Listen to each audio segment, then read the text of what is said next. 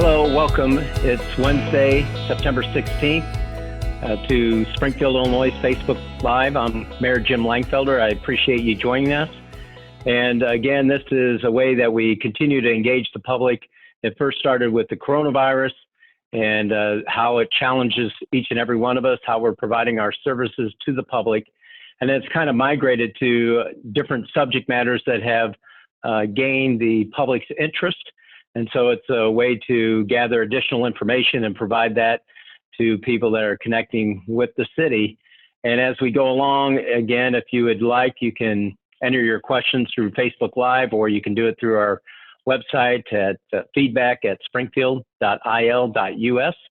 And we'll answer as many questions as possible because I think just like last week, we covered the rail topic because that's of interest. One of our major capital projects is the rail and the consolidation from 3rd Street to 10th Street. And we had a lot of interest, had a lot of concerns as new areas are being developed. And so we are trying to answer those as much as possible. Today's topic is one that's been with us, but before I introduce our guest, a couple items with regards to the pandemic. Our numbers are getting better with regards to that. In the past 2 days, we've had low positive case numbers of 2 on Monday and 12 on Tuesday. So it's important that we continue to be diligent. I notice as we go out more often, or as I go out more often, people are wearing their face coverings, especially when they're out in public, if they're in close proximity of others. And then now with the governor's new rule, if you're going into a restaurant or any public place, you should be wearing your mask. Again, it's over your nose and your mouth. Don't wear it like this or on your chin. It's to have that proper coverage so you don't, if you have germs, you don't spread the coronavirus, and vice versa, where it helps protect everybody. So it's important we continue to do that, be cognizant of one another, respect one another, and then, of course, wash your hands as frequently as possible so we stop the spread. Because the important thing, and as the providers that will ask in a moment, with the virus, it's important that we serve those that we want, whether it's in business, whether it's social service agencies, or whether it's with city government. We do not want to go back to the way it was last March or April or May. We want to stay where we're at right now and move forward. And the best way we can do that is stopping the spread, and there's no vaccine. So the only proven method is by taking those measures with regards to our face covering and social distancing and washing our hands as frequently as possible. So today we have a great group of individuals that provide for our most neediest in our community, and that's our homeless population. And specifically, we ask the individuals that are participating because they really adhere to the difficult individuals that are on our streets.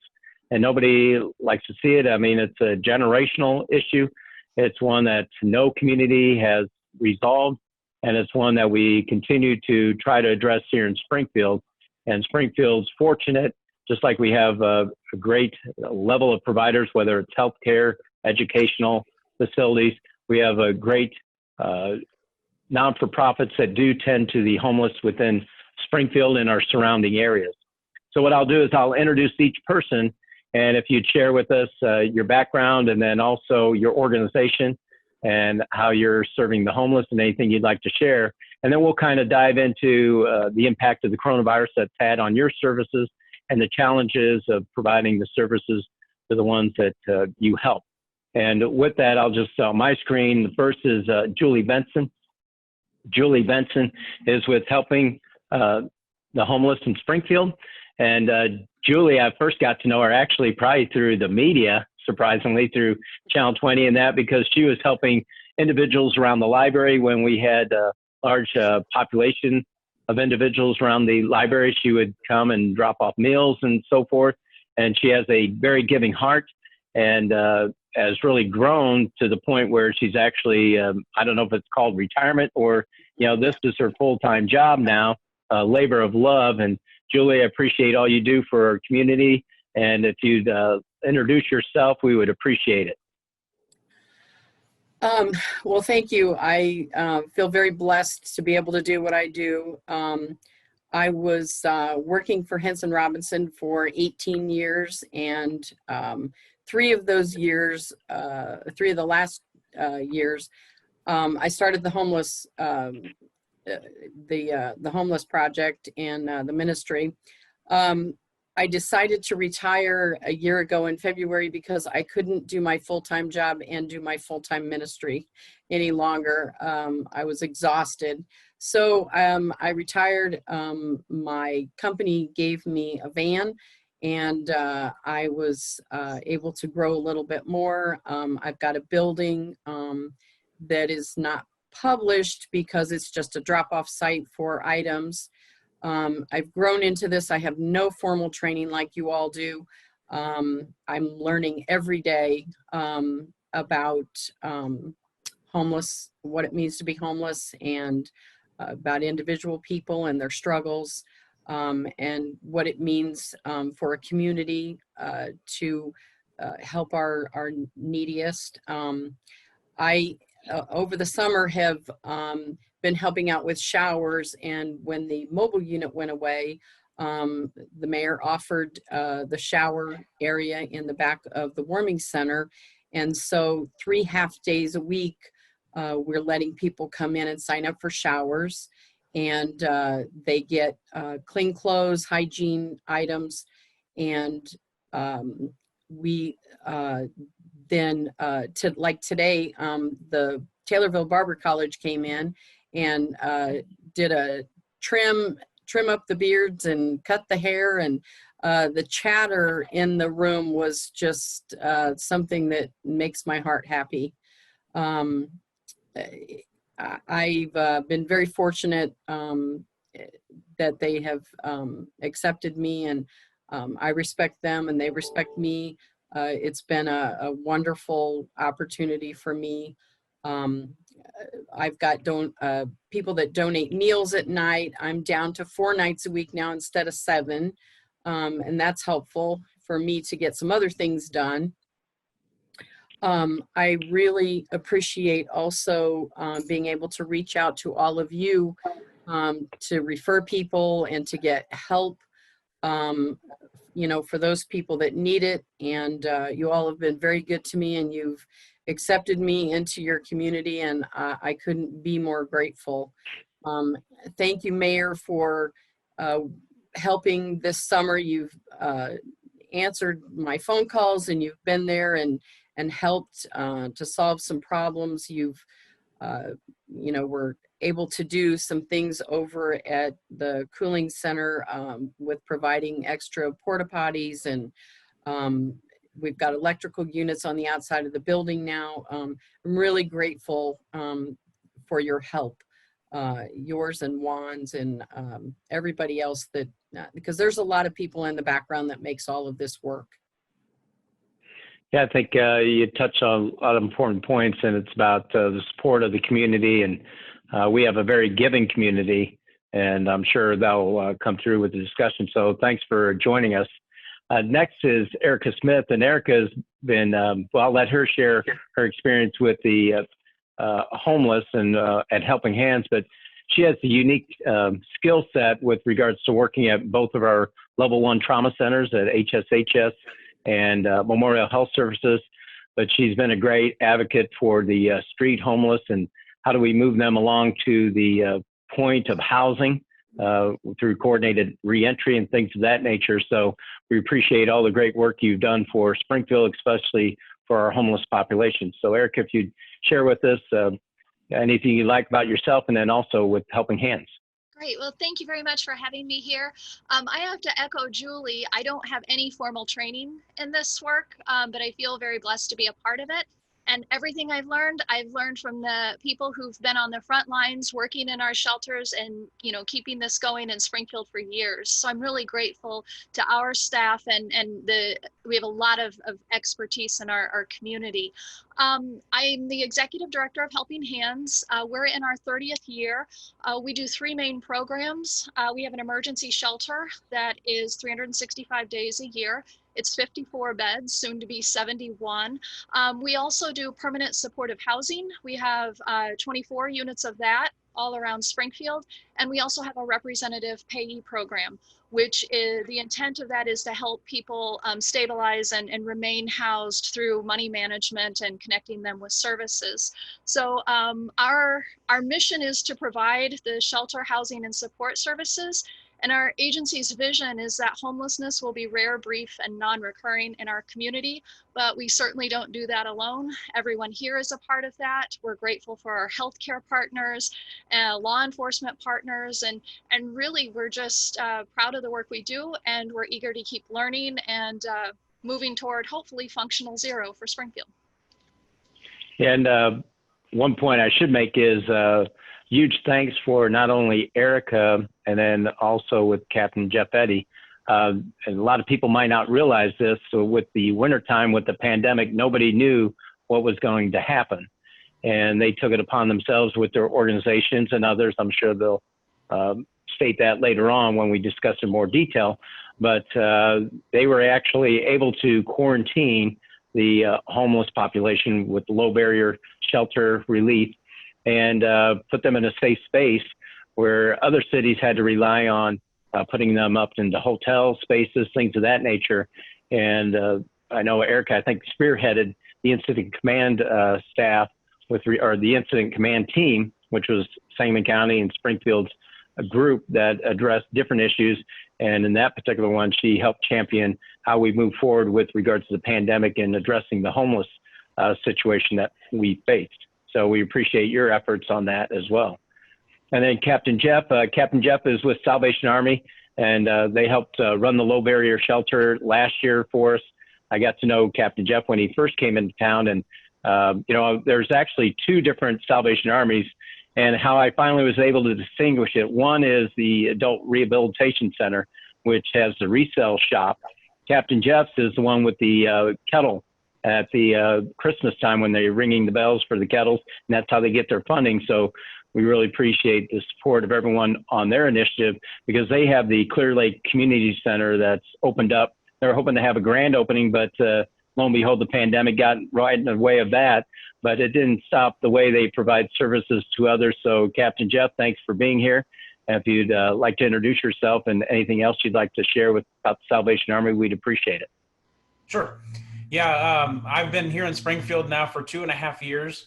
I've been an officer for 13 years, and I've had the experience of being in 2 small towns. We all know Mattoon, not too far away, Cadillac, Michigan, and lastly, the Detroit area. I love Springfield. I'm from Central Illinois originally. I'm originally from Urbana, so my heart is here, and I love this. I love the Salvation Army because one of the things we do is we pivot really well.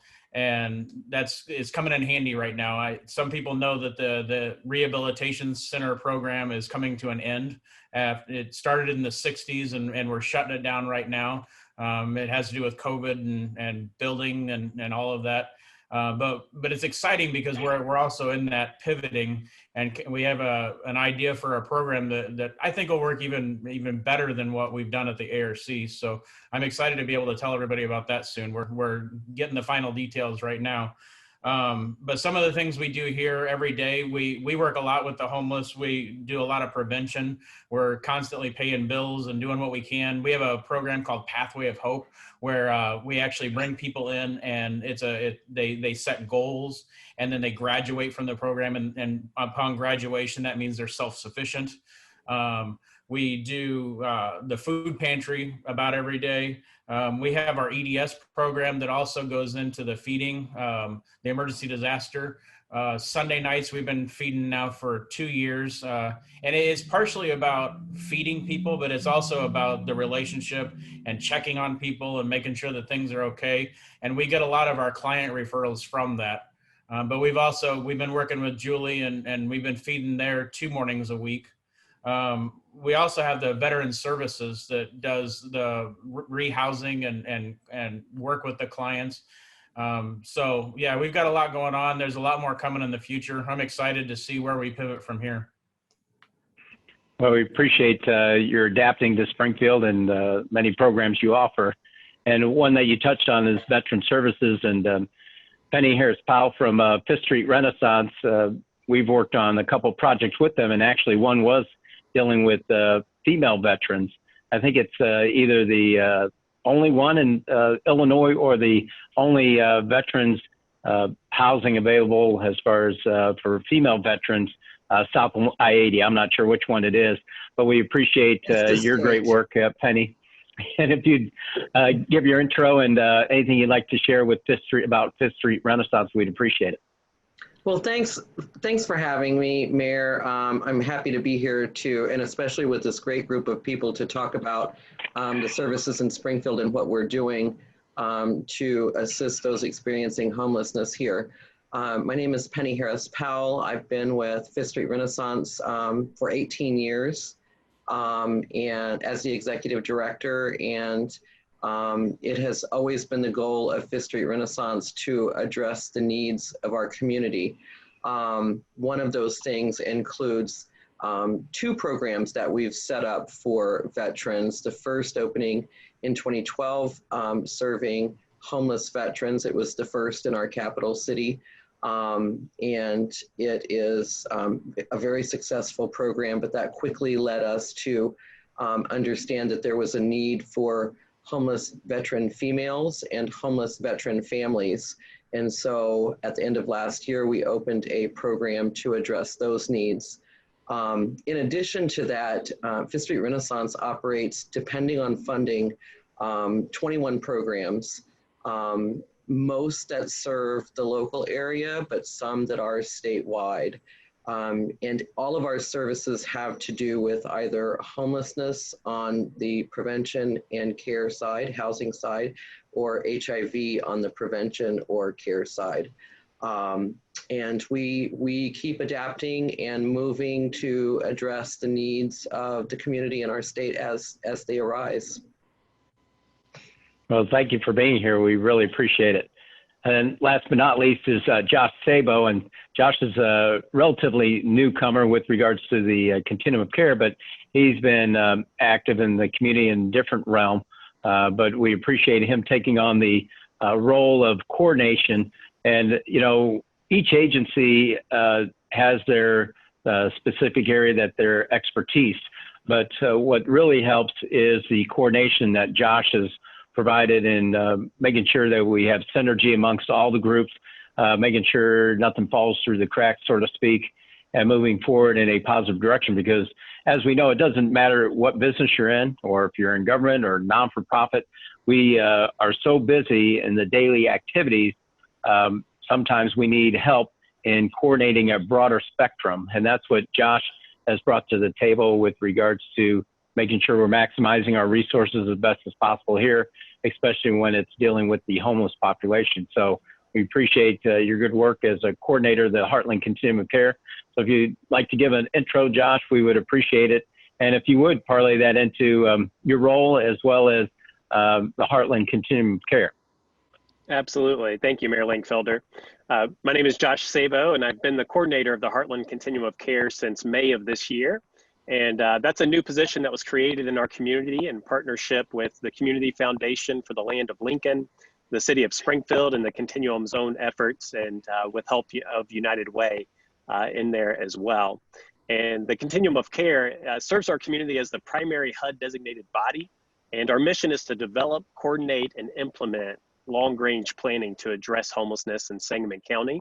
And our goal is to reach functional zero. Our goal is to end homelessness. And so in the short time that I've been in this role, obviously we've been in the midst of a pandemic the whole time. And I've just been amazed by the work that our agencies have done and our community members have done really to constantly adapt and to figure out the safest way to come alongside people and to help them as they're experiencing housing instability and homelessness.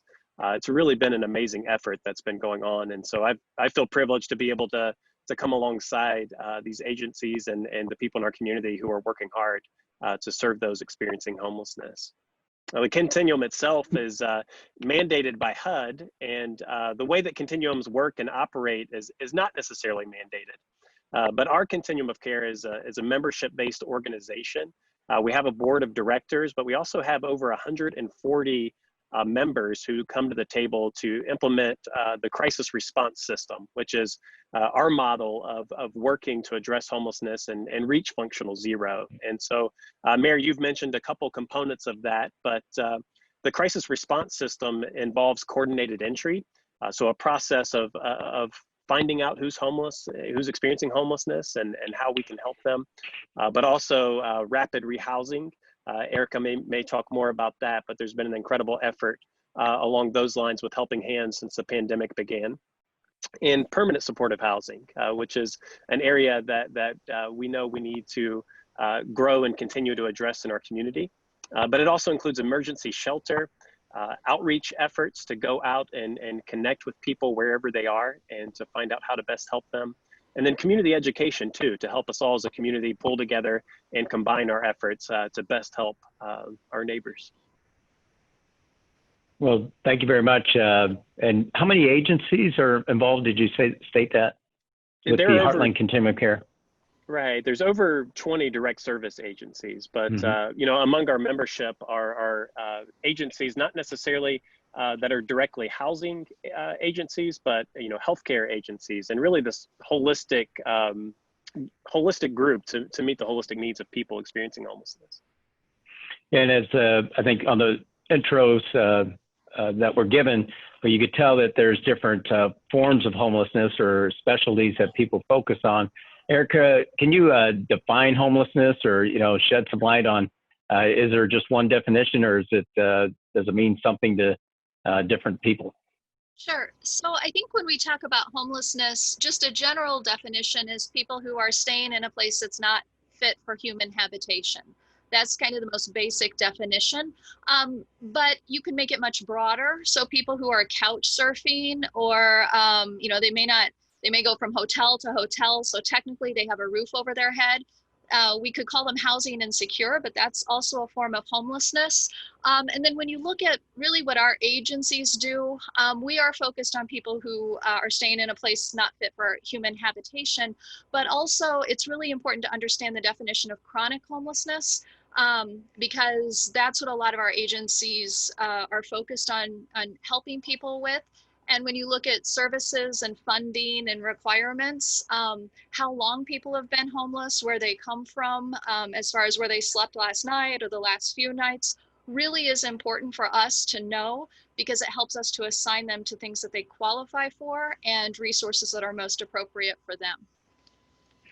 And one of the stats that was shocking, and anybody can weigh in on this, I'm sure it's changed, but a couple of years ago, is told me that when you're thinking of school children, students, that 186 actually has probably 600 students that are considered homeless, exactly for the definition you use, that they may be living with a relative, they're not on their own, or they may be living in a car, things of that nature. So I'm not sure if that number has grown or not, but I know Penny Powell, when she came to City Council, she expressed the concern, which I think we all have with this pandemic, what that might mean with the escalation of homelessness. So I don't know if anybody wants to weigh into that, specifically with the schools or the families, students, if that's an accurate count, do you think? And then also the impact of each one of you can weigh in on the impact the coronavirus has had on your agencies and the challenge that you're trying to serve the public that you do. Maybe I'd care to weigh in on the student population, or is that pretty accurate, do you think, or low number, high number is pretty accurate? That's very sad if that's accurate. I would say it is pretty accurate, and I think Penny really leads our homelessness prevention effort, but I think in the months and years to come, there's going to be rippling effects from COVID-19, and I think we're probably going to see more families who are in that situation, housing insecure, which is, as far as emotional or trauma experience, homelessness. Yeah, and Penny, yeah, if you'd like to weigh in on that, and then let us know how the coronavirus has impacted your agency, and then we'll just go around the horn real quick. We'll go with Penny, and then Julie, and then Captain Jeff and Erika and Josh on how that's impacted with the coronavirus environment we're in. So I do think that that number is pretty accurate, but I want to clarify that that doesn't mean that there are 600 children living on the streets in Springfield. That Right. means that there are 600 families or children who are living with other relatives or not secure in their housing. As far as homeless prevention is concerned, in my statement at the city council meeting, we're already beginning to see through our homeless prevention program that we have, like Erika said, a rippling effect that is going to occur. It's already starting to occur. People are not employed in the ways that they were before. A lot of people have lost their employment, or they've been forced to work 2 or 3 jobs to make up for one job they was working before. There's a lot of things going on. And so not only have the calls for homeless prevention picked up, but also the difficulty in being able to serve the people because landlords aren't necessarily doing showings. And so that makes it harder to identify property where they can live. It's just been a real struggle, and I think that it's going to continue to grow. We're seeing, various programs that are meant to help with rental assistance, and they get 1,000 applications and they can serve 500. To me, that's an indicator of where the real need is, not just in our community, but across the state and across the nation. How has coronavirus affected us? It's had a great effect on us. It is, well, first and foremost, we have had to reduce capacity in 2 of our facilities in order to social distance. We are also providing meals to all of our residential clients. And of course, that's very costly.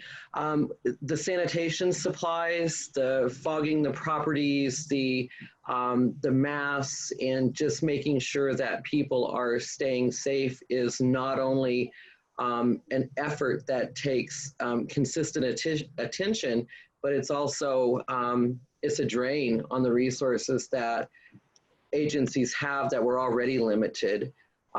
So it's been a tough way to go, and I don't see it letting up anytime soon. So we're just going to continue to get through it and try to keep people as safe as we can along the way. Yeah, Julie, have you seen a spike up on the street, especially, since you have focused on that for the years that you've been involved?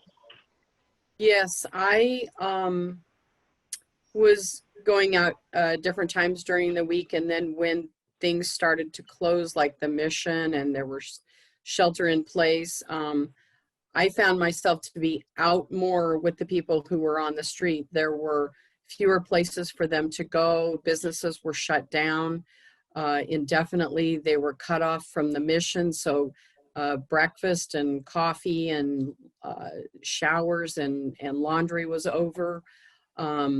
I would literally drive through Springfield anytime during the day or evening, and could probably have gone 80 miles an hour and not ever gotten caught. It was scary.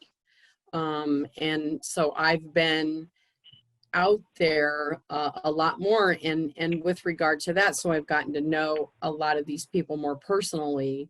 I've been spending a lot more time with them. We were able to use the mobile shower unit, that helped, and then we were able to use in the back room to the warming center. That has been helpful. I get almost a new phone call every day from someone, and of course I'm referring them to agencies, trying to get them to make phone calls themselves. Because people have to they have to keep moving forward. And many of them have been able to get into the agencies. We had to start doing food because the bread line went down to 1 meal a day. So I've had volunteers ever since April 5th doing night meals. It's been a lot more work because of the shutdown of so many places.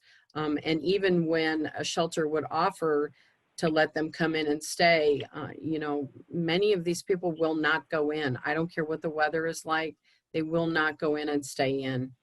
And that's been difficult. So, you know, the community and surrounding towns in Springfield have stepped up, and, you know, there've been more blankets distributed, there've been more coats distributed.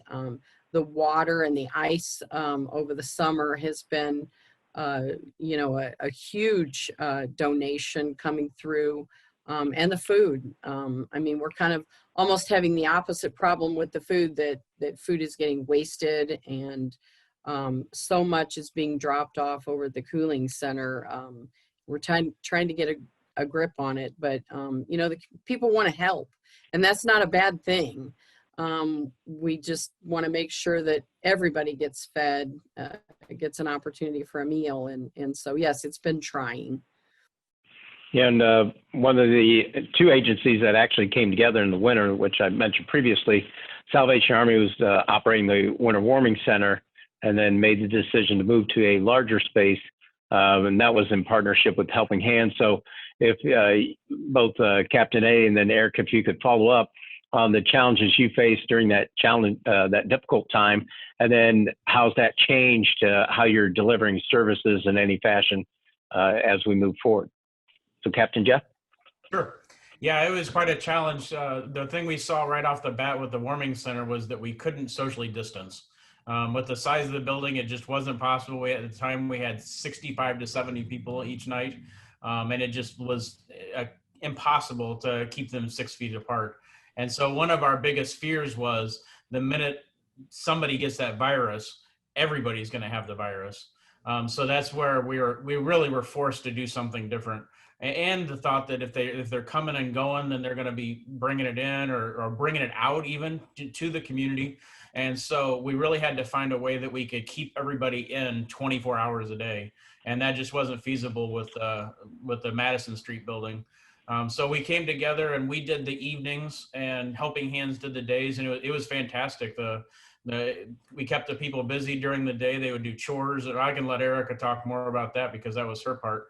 But it really worked out fantastic. And by the end, we were able to house quite a few of them, and Helping Hands took the last few, and then we were able to shut it down. Erika? Well, and to add to that, there's nothing good about COVID. I want to be upfront about that, but I think it did force us to do things that were innovative and think about why and how we do things. And I think we're going to emerge stronger as, you know, a continuum, and for us anyways, an individual agency. When we went to shelter in place in March, what we had to do was keep our building open 24 hours a day as shelter. And as Jeff said, that was, it was quite different than what we were used to. And then we did partner with Salvation Army, and some of our staff went over in the daytime there. We started telehealth. We started outings. We took people to Jubilee Farm so that they could get some exercise. We started engaging people in new ways and working together. It was really hard. Summer for us, we are still shelter in place. We haven't let up of shelter in place. Summer, our shelter population always goes down a little bit anyway, but we're anticipating now and getting ready for what happens when we do go back up to capacity. And that's why we are making some renovations to our building to increase beds, but also space for people to be physically distanced, but also just to have some peace and quiet and, you know, get away from people sometimes. And with the partnership of the Continuum, particularly Penny, who is the one who does the application and puts in the majority of the work, Helping Hands was able to launch rapid rehousing. So we've been able since April to move about, at this point, 25, and we have 3 more who are going in about a week or two from either shelter or the street to their own independent housing or into permanent supported housing. So, this has definitely been a collaborative effort. Yeah, I think you pointed out several great items there, and we've talked about a lot, not only within city government, but I'm sure businesses are, just like you are, is how do you change the way we do business, essentially, with the pandemic and going beyond that? How are we delivering the services? And you really touched on the importance of partnerships and moving in that direction. So Josh, would you be able to touch on that and anything else with regards to other Continuum partners, that items that they may be dealing with that might not have been mentioned with regards to the coronavirus and how services are being adapted to help others? Yeah, I mean, I would go right along with that and say, the work of collaboration that's happened as a result of this, I think has been really incredible. To see, not just agencies and members working together, but seeking out advice from, the health community and other professionals to say, well, we've never had to deal with this. How can we deal with it together? But also the community support that's wrapped around too, to say, what are the long-term interventions? What is it that we need to really solve this issue? The momentum, to really, the understanding, I think, that housing is healthcare, and that, we never want to be in a situation like we are now. And so, I think not only have organizations worked incredibly hard to collaborate and come up with adaptive solutions to an unprecedented challenge, I think there's been an increasing amount of support from the community to come alongside and say, let's put an end to homelessness in our community. And so, like Erika said, there's nothing good about COVID, but the response from both agencies and the community, I think is going to change our community forever. Yeah, I think with something as drastic or tragic as COVID, it has all of us taken a step back, and how can we, pivot from that or learn from it and become stronger in the end. And I think that's what we're seeing as a community as a whole. One question that has come in, I'll just throw it out to the group. It says, if someone is homeless or is on the verge of being homeless, how can they find out about the services available to them, and who do they contact, or where should they go? Anybody want to jump in, or should I pick someone? Well, Penny, go ahead, Captain Jeff. No, I was just going to say, I was reminded this morning of the 211 service when we had to update our information. That's something that's a frontline. You can get on there and find out where the service is. So that would be my first advice to someone. Yeah, the 211 is sponsored by the United Way, and it's a kind of an umbrella of organizations that they are a database of services. So it doesn't necessarily have to be homeless services.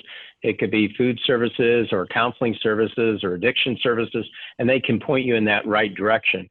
And with homelessness, it's a challenging for the providers, because an individual can be homeless. Maybe they lost a job. Maybe it's mental illness. It could be related to addiction. Who knows?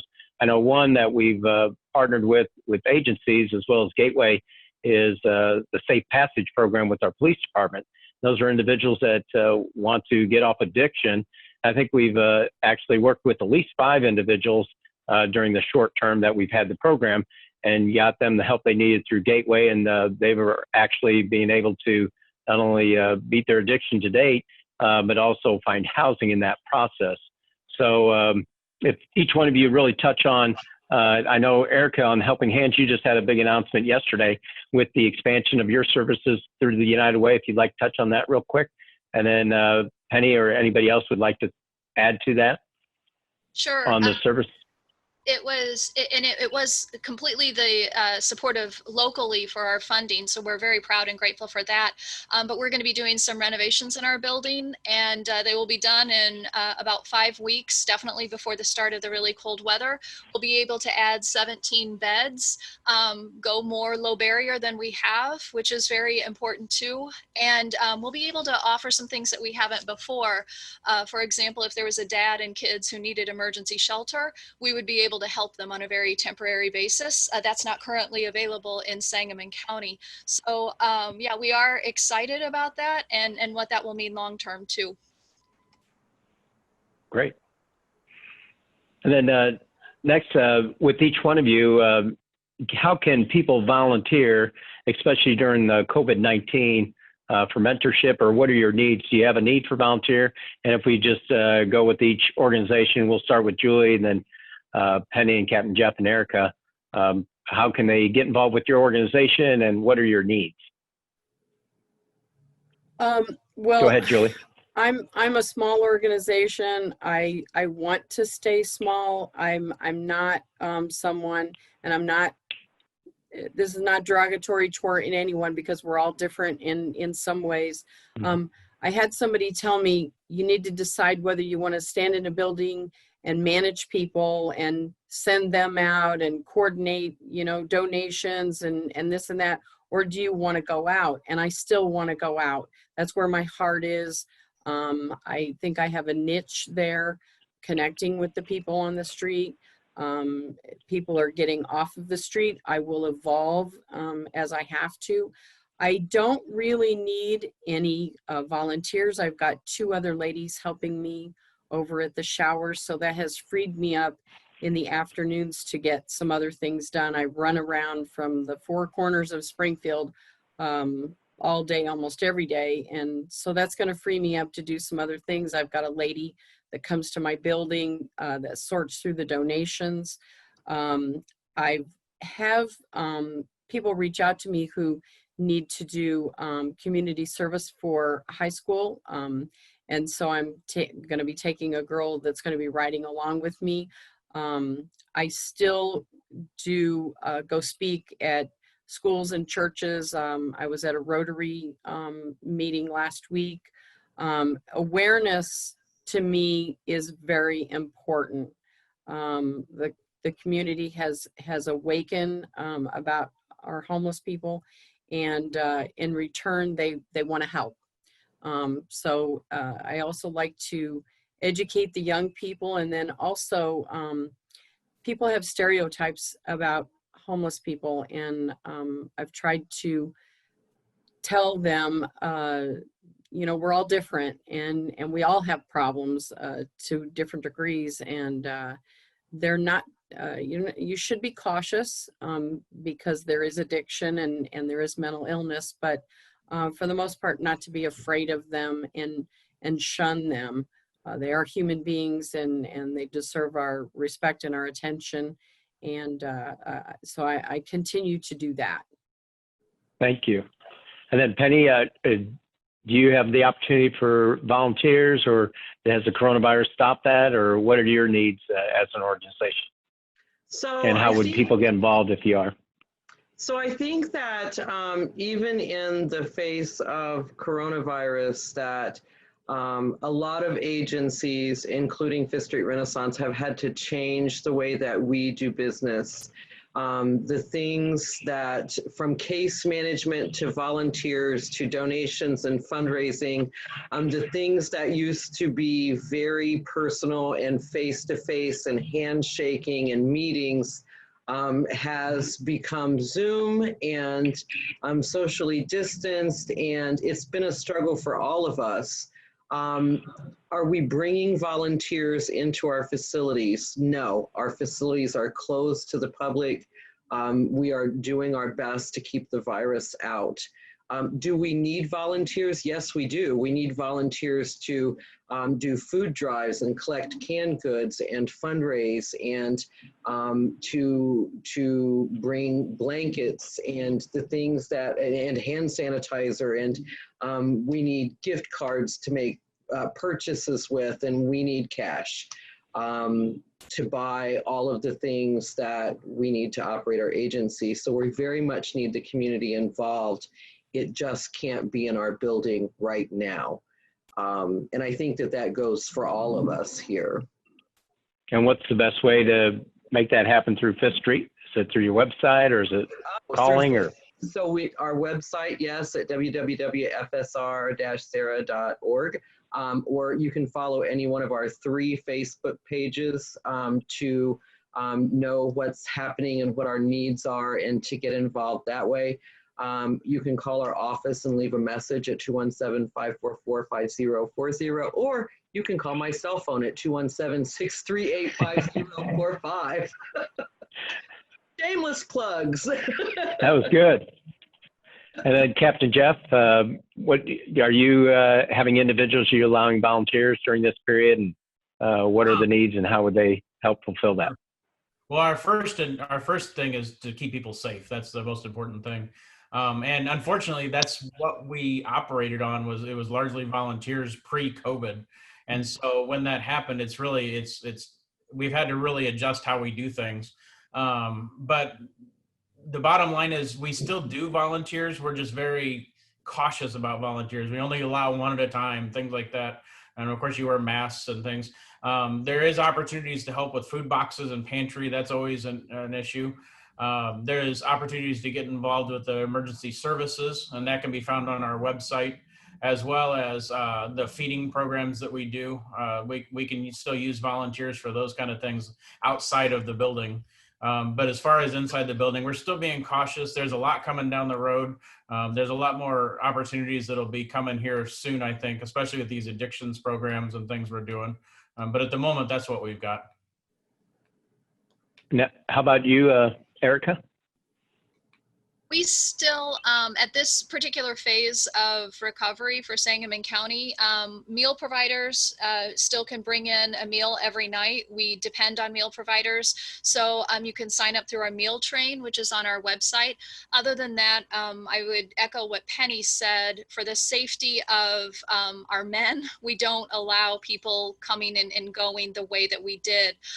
But definitely providing meals. And to be honest, what we need more than anything right now are the items on our wish list, which is on our website, and money for additional staff, for additional supplies we didn't used to have to buy, all of those kinds of things. But without the community, we just couldn't do it. So we are grateful.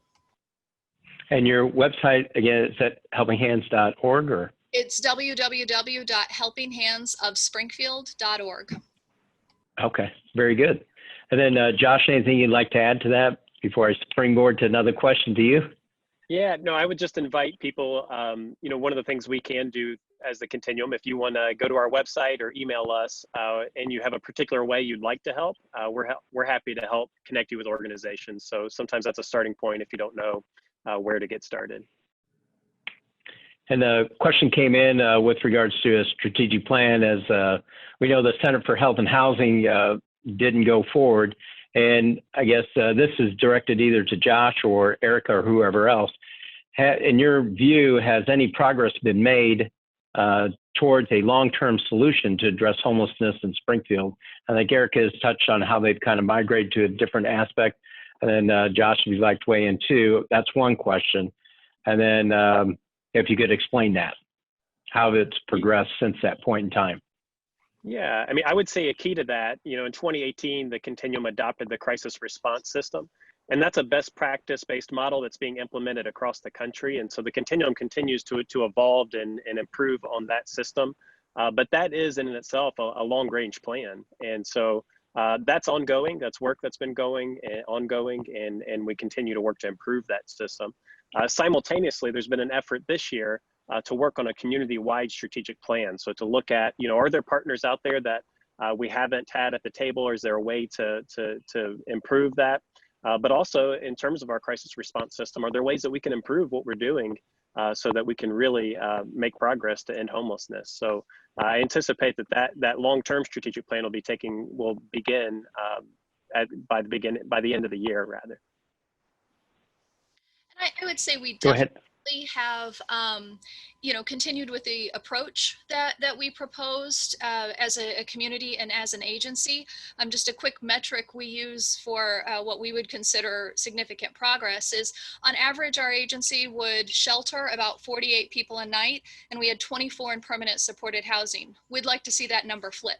So every night we're housing 48, 50 people, and we have 24 in shelter. So I think collectively, and our agency as well, just a really easy way of how will we know when we're getting there is when we see a decline in shelter population and an increase in people who have stable, sustainable housing through permanent supported housing, rapid rehousing, or just housing prevention and the rapid resolution too.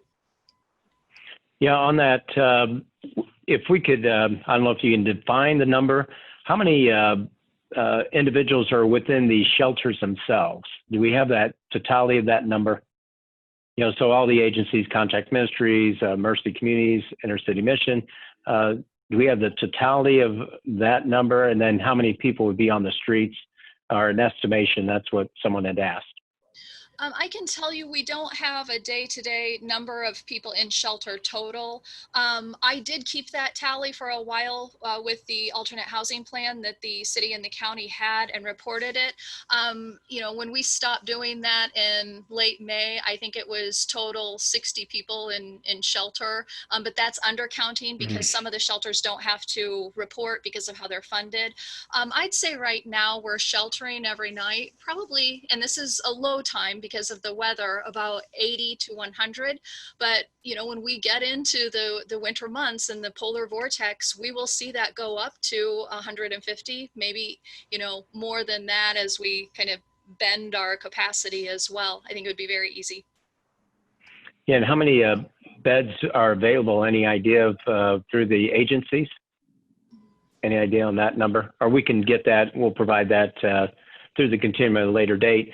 What about the street homeless? I know we have the, you know, the dubbed tent city, which is at the cooling center. We want to thank Fifth Street Renaissance for opening up the cooling center. That's been one of the challenges. I think Julie Benson mentioned that the Washington Street Mission had closed, and they previously had provided shower services and laundry services. Well, that went away with the pandemic. We had cooling centers around town by different entities, and those had been drastically diminished because of the virus. And we thank Fifth Street Renaissance for taking on that responsibility or that help with regards to opening up a facility where people can get out of the heat. And that's at the Winter Warming Center. Well, from that, it's migrated where individuals started pitching tents just to the east of there. And so they're not integrated with regards to that. But any idea of the street homeless population, Julie or Penny, from that dynamic, or anybody that would like to weigh in on where it currently stands? I would have to say, when I first started doing the meals in the evening back in April, people were making 30 meals. At some point I bumped it up to 40 and then 45, and now it's 55. But I know that's not everybody, because after I get done distributing the donations, sometimes I can't find people. And I have gone and bought as many as 17 extra meals for the night. So I'm saying the number probably hovers around 70 to 80. I would agree with that number. I know that at the cooling center, last I knew, there was 51 people staying there, and there's a number of people staying at other locations on 5th and Carpenter and South Grand, and so I know that's not the total number. As far as services in the cooling center, we are, and of course we're not using the entire building, but we're at capacity every day and providing waters and Gatorades to anywhere from 50 to 65 people, 70 people a day. Yeah, it's important, you know, right now we're in September, and as we're moving forward, everybody's concerned about the winter, and we've had this challenge previously. And I know Salvation Army Helping Hands can speak to this, or Eric and Captain Jeff, and then Josh as well, with regards to moving in that direction. We will provide, the city has the resources to provide or cover the costs associated with the Winter Warming Center. And two aspects I'd like you to weigh in on. How do you see that unfolding of the needs? Because the current Winter Warming Center, I always thought that'd be a kind of a secondary space, kind of like what we went through last winter, and then you'd have a larger space, because what the pandemic has taught us is we need spaces, places, and individuals, you know, to help as much as possible, because you don't know when someone might get sick with the virus and then or they come in contact, you have to quarantine people. So I'd like to get, if each one of you would weigh in, Josh and Captain Eddy and Erika, on your viewpoint of as we move into the winter would be one, and then anything you'd like to share, especially with on the Winter Warming Center. People are asking, you know, is there, I think we're working towards a solution. We don't have one yet to be announced, but possibly within a couple of weeks. So Josh, if you'd like to start on it, and we'll just kind of build on that conversation real quick. Yeah, I mean, this is something that I think many of us have probably lost sleep of since the pandemic began, or even since spring hit last year. And you know, agencies have been working hard to figure out how to address this. You know, Helping Hands adding capacity, I think is an incredible step, and we're really grateful for that. And then with Captain Eddy and Salvation Army agreeing to lead the Winter Warming Center effort and the continuum kind of wrapping support around that this winter, you know, I think that positions us well to meet the need. But there, again, there still are some things that we need to resolve around, you know, the best location to hold it. We know it won't be at their Clear Lake facility, but that's another complication related to COVID in terms of, you know, how can you keep people as safe as possible, manage quarantine space and all those sorts of elements. And so it makes it more complicated to get to a final decision. It, you know, it delays the ability to be able to share that, but absolutely everybody's working together and as hard as possible to open up space as quick as possible so that people have a safe place to be. We know that sleeping outside is not a safe or, you know, a position we want anybody to be in. So we're moving as absolutely fast as we can to address that. And we're incredibly grateful for Helping Hands efforts and Salvation Army's efforts to get us closer to being able to move in that direction. Yeah. Captain Jeff? Yeah, I think Josh said it all pretty well. We do have a couple possibilities for spaces that we're looking into. Hopefully soon we'll be able to, there's some red tape that we have to get through to secure those. But one of the things that we're really pushing for is a 24-hour space as well. So in the past, people have left in the morning and came back in the evening. And without the other resources around, that's something that's imperative right now, is that they have something to do, somewhere to go during the day. And so I think it'll be a really neat opportunity to partner with other agencies. This is a chance. We've got them all together. We can address problems. We can start getting them housed, all of those things. So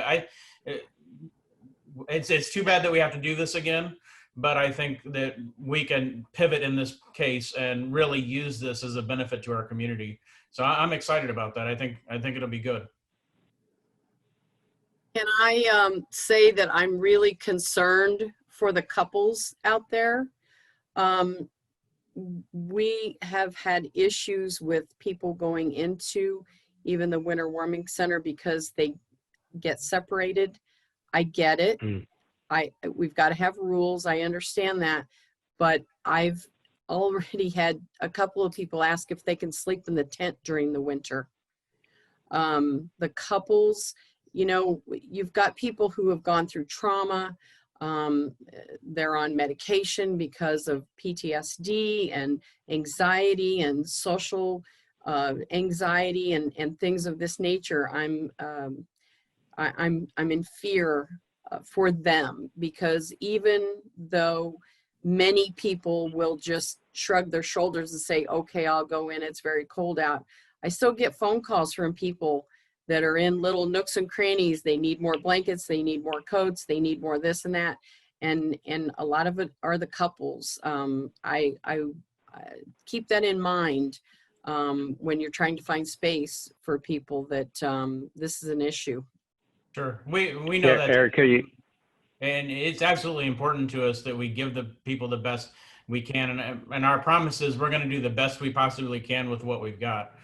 We don't set that up so that they have to be separated. It's just the nature of the beast. You know, when you only have the Madison Street building and there's only 2 rooms in there, it's what we had to work with. So yeah, in a perfect world, we would absolutely love to have separate rooms for everybody, and perhaps that'll work out. I don't know, but it's definitely something that we'd like to do. We want to give them the best that we possibly can, and we want to make it as an opportunity to be able to better themselves. It's not just an opportunity to stay warm anymore. What can we do with this time that they spend in the shelter? And, what can we connect them with? How can we, can we get them their license, whatever it takes to be able to get to the next step. Erika, you'd like to add anything to that? Sure, we will do shelter in place in our building. We will be prepared that if we, God forbid, had to do some mass isolation because of COVID, that we could here. Our continuum also formed what we call a resolve team. So if someone is experiencing homelessness, has to go to a hotel for quarantine through the public health department, that we have a team of people, several who are in this call right now, who work together to have an exit plan for that person, hopefully to housing, or at least directly to a shelter. So that's really our approach. Well, the hour's gone by pretty quick. We'll probably have you on back again, probably when the winter comes, and just get an update.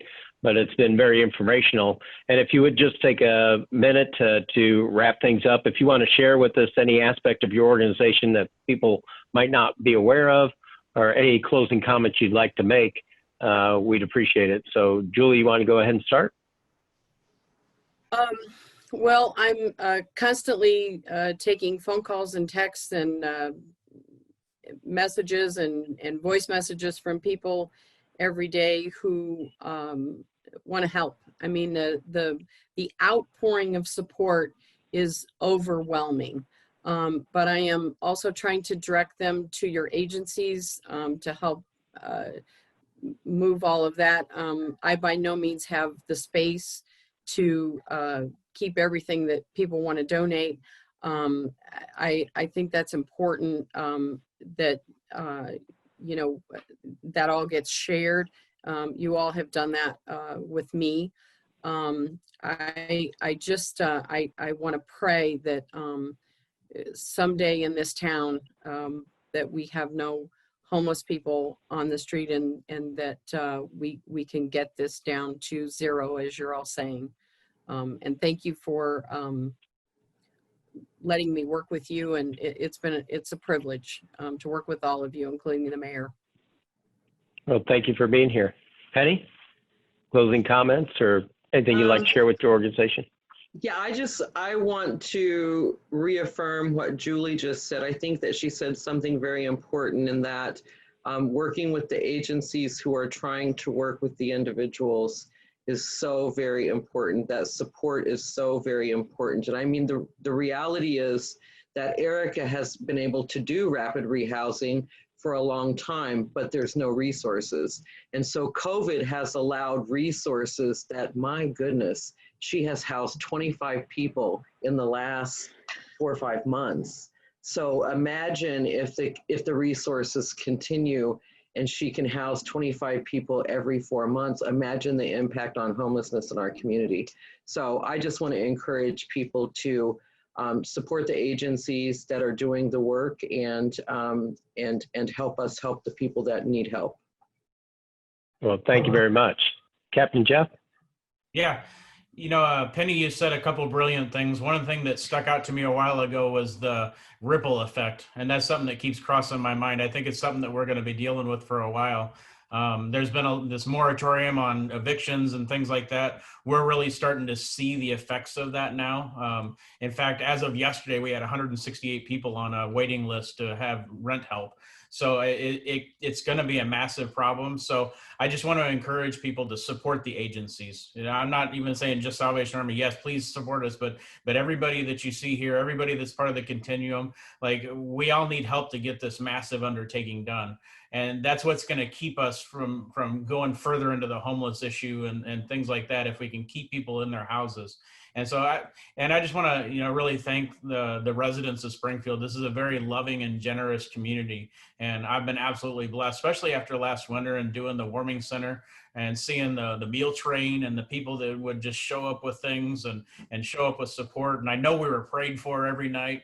And so it's a real blessing to see how this community responds to need. And so I'm so happy to be part of it. Well, thank you for being here. Erika? I would just echo what everyone said. We're grateful to be here. We're grateful to work with all of you. And, you know, I can see us meeting immediate needs and also at the same time continually striving for our long-term strategies and better outcomes for everyone. And at the heart of what we do are the people we serve. And if we keep our focus on them, we'll be successful. Very well put. Thank you for being here. Josh? Yeah, I would Closing just say comments? one vehicle for helping to wrap that support around our agencies and all the organizations is the Heartland Continuum of Care general membership. That's not just agencies or people at work and nonprofits, but it's community advocates as well. And so if you go to our website, you can learn more about what that means. And there's monthly meetings where we get together and learn about what agencies are doing and how we can support as well. So I just want to put that out there as an opportunity to continue to wrap that support around these organizations and agencies. And that website, is that heartlandcontinuumofcare.org? It's just heartlandcontinuum.com. Okay, good.